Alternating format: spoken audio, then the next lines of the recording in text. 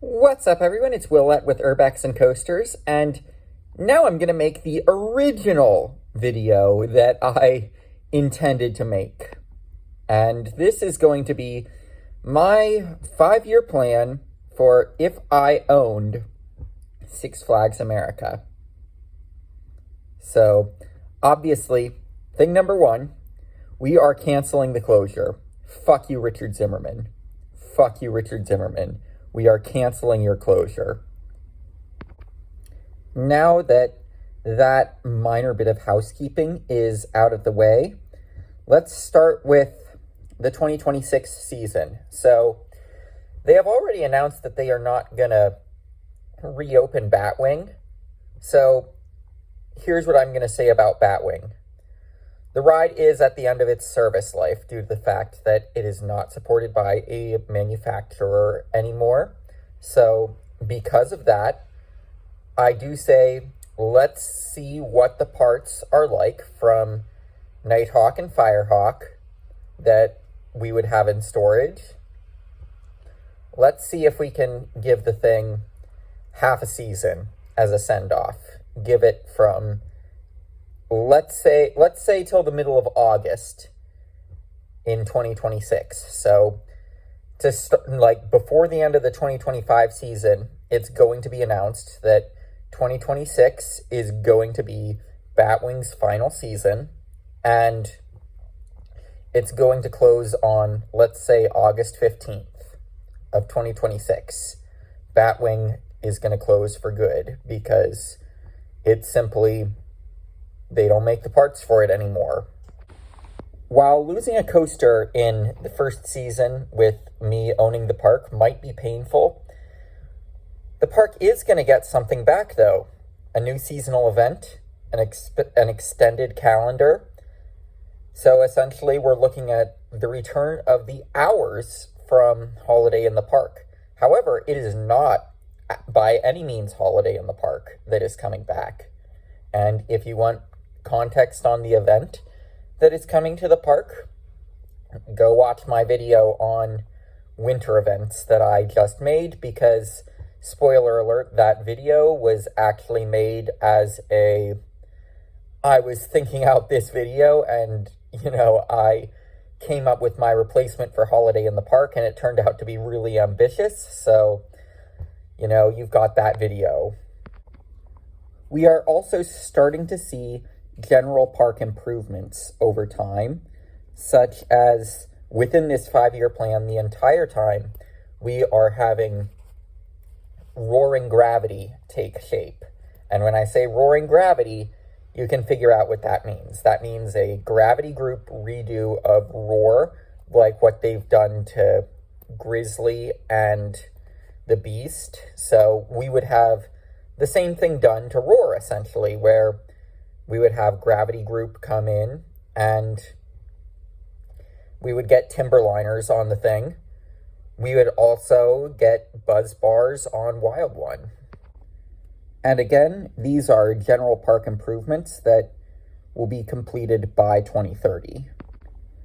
2027, replacement for Batwing. So, since Batwing was removed the previous season in 2026, we want to replace the thing. And, how can we do that quickly? What's a coaster that was sent to a park where it absolutely does not belong and it was purchased by Legacy Six Flags, so I would want to move the thing to a Legacy Six Flags park. Yeah, Siren's Curse is replacing Batwing. I'm just going to say it. And, if I'm just managing Six Flags America by itself and I'm not having access to the whole chain, then I am petty enough that I'll order a clone of Siren's Curse and I'll advertise it as the second tilt coaster in America after Circuit Breaker, which I'm going to acknowledge as the first in my marketing for this, and I'll tell Six Flags to suck it. So yeah, that was because it can be a fairly fast addition that we just plug and played Siren's Curse into the Batwing plot. But 2027 is also going to be the start of some major land clearing in the back of the park. We're going to see the SLC removed. I think it's Professor Screammore's Skywinder now. It was Mind Eraser when I wrote it, but in 2027, we're going to see that and the Rapids ride next to it removed. And we're going to be seeing land clearing over the next couple of years. While this is happening, 2028 is going to see the addition of a new flat ride. And it's going to be a flat ride that takes a major record. What I am thinking, an S&S Scream and Swing that has the most max swings of any S&S Scream and Swing. So something that a lot of enthusiasts say, oh yeah, we love the Scream and Swings, but they don't give enough max swings. So, we're gonna be planning this basically from day one with S&S, and we're going to be developing something that allows the thing to have more max swings. So it's something that we're going to be developing fairly early on with S&S. And by 2028, it should be ready for us to add the thing. So let's say it's 2029 now. So there are construction walls up in the back of the park by where the land clearing is. Last year, we got a major flat ride. So this year and before that, we got a coaster. So we're going to say this year is going to be general park improvements, and perhaps we might get a new water slide, stuff like that, so that we can, make sure we are serving that clientele as well. We're going to make sure that we're going to perhaps get a new water slide, do some park improvements, that kind of thing. And then in 2030, we've had plenty of time to do park improvements. We've had plenty of time to do all sorts of stuff. We've had plenty, by this point, Roar has been completely retracked by Gravity Group. Wild One has buzz bars. Wild One probably got buzz bars immediately, if I'm being realistic. But this is going to be the big year. We've got the park in pretty good shape. We're going to start off the new decade strong with a big coaster that is going to be the first of its kind, a Giga T-Rex, to replace the SLC and Rapids ride. I fully suspect at this point, because we would have been consulting with RMC before this, so when they've said, hey, the T-Rex is shelved, we would be taking the time to make sure that it can get developed and it can be done right. So that's why this is the year that we would do that. And yeah, I would be starting off the decade with a real bang. And I suspect it would take the reins as the best ride in the park. Now, at this point, for within the next 10 years, what sorts of thing do I see happening? Well, the industry will have changed a lot by this point. But stuff that I see as a strong potential for within the next 10 years is that you're going to have other rides in the park that reach the end of their service life in this time span. So what I see notably in this regard is Firebird is going to reach the end of its service life probably. But those trains are still fairly new.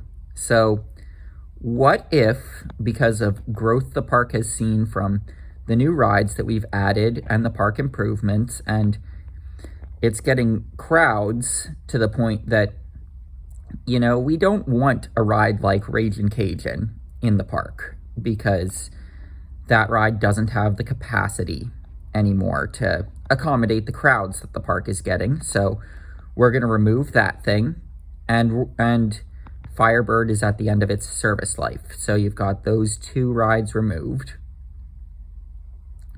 But those trains from Firebird are still in fairly good condition. So what if we call up B&M and we get a larger floorless coaster? Think sort of more on the lines of Kumba, for example, for the size that we're talking about. We potentially reuse mechanical parts of Firebird, like potentially I could see the lift hill getting largely reused here, and us using the plot of Firebird and Ragin' Cajun to build this new ride, and additionally, that like behind Ragin' Cajun, I don't think there's a lot of stuff back there, so like that would open up land for a ride of that size. So that is something that I see within the next 10 years, after like within the 2030s happening, because like I think people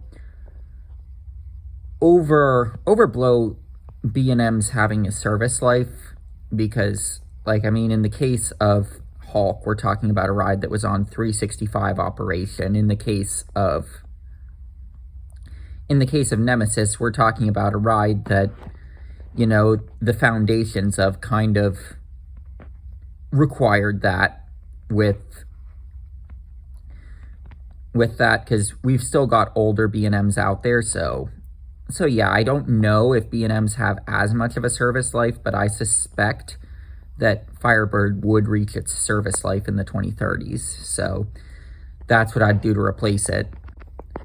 And, you know, even so, Ragin' Cajun, we would want to sell to another park. It definitely has service life left in it, so we wouldn't want to scrap it. But, you know, would be getting crowds at this point that, you know, don't really justify having a ride that's that low capacity in the park. So, you know, that ride is probably getting removed alongside Firebird. The ultimate legacy in this 5-year plus plan, those Woodies are going to be there forever.